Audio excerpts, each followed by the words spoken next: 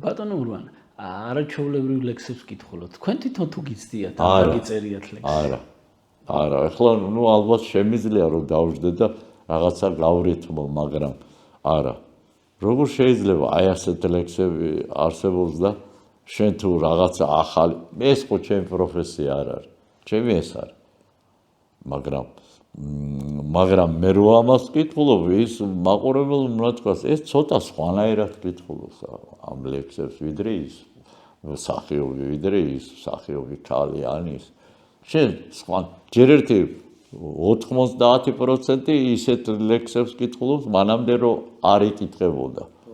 ესტრადაზე, რადიოში, ტელევიზიით. მე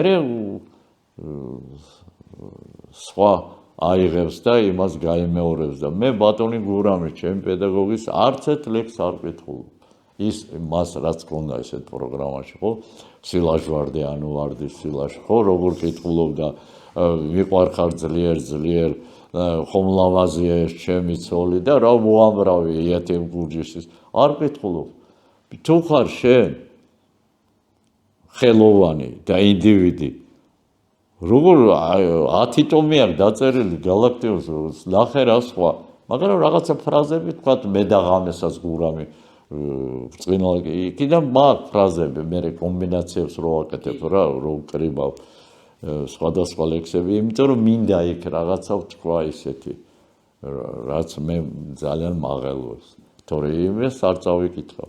და ახლა ზოგიერთი ჩემგან გაიგებენ გურამისგან იმის და იმ ლექსს წაიკითხავს. არ არის სწორი. ან ისეულად წაიკითხო რომ შენ ახალი ელფერი მიცე, კი ბატონო. ვალ თაწმენდის თვარეს გალაქტიონი კითხულობს და მეც ვკითხულობ. მაგრამ გალაქტიონმა როგორ მოკვდებოდა ხო არ იცოდა, მე ხო ვიცი.